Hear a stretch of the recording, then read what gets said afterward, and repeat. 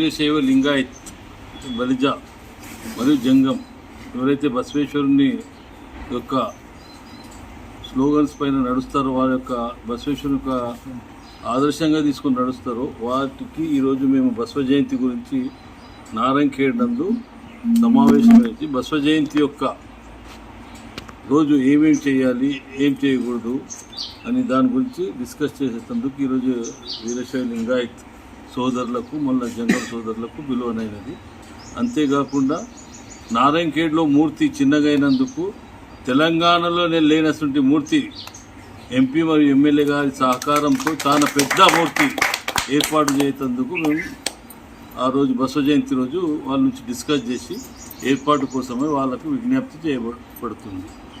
కావున బసవ జయంతి రోజు ప్రతి గ్రామం నుంచి అత్యధికంగా ప్రజలు వచ్చేటట్ల ప్రతి గ్రామానికి వెళ్ళి లింగాయత్ సమాజ్ వాళ్ళకు ప్రతి గ్రామానికి వెళ్ళి బసవ జయంతి రోజు పార్టిసిపేట్ అవ్వవలసిందిగా మేము కోరుతున్నాం.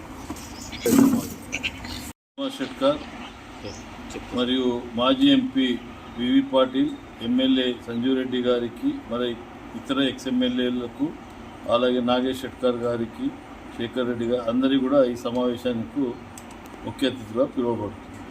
ఈ నెల 30వ తేదీ నాడు విశ్వగురు మహాత్మా బసవేశ్వరుని 892వ జయంతి కార్యక్రమము.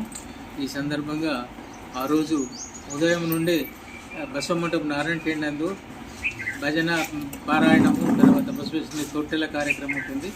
5 గంటలకు తొట్టెల కార్యక్రమం, 5 గంటల తొట్టెల తర్వాత సమావేశము బసవేశ్వరుని గురించి చర్చించి అక్కడ సమావేశం తీసుకుని అక్కడి నుంచి శోభాయాత్ర బసవేశ్వర్ నుండి హనుమాన్ మందిరం, రాజీవ్ చౌక్, బసవేశ్వర చౌక్ దగ్గర వచ్చి అక్కడ పెద్దల చేత బసవేశ్వర విగ్రహానికి పూజ, ధ్వజారోహణ జరుగుతుంది.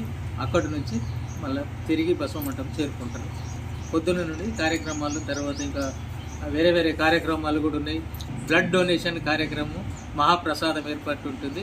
కావున ఈ నారాయణఖేడ్ ఏరియా నుండి, కాన్స్టిట్యూషన్ నుండి బసవ భక్తులు అధిక సంఖ్యలో వచ్చి ఈ కార్యక్రమంలో పాల్గొనాలని నారాయణఖేడ్ వీరశైవ లింగ సమాజం తరఫున కోరుచున్నాను.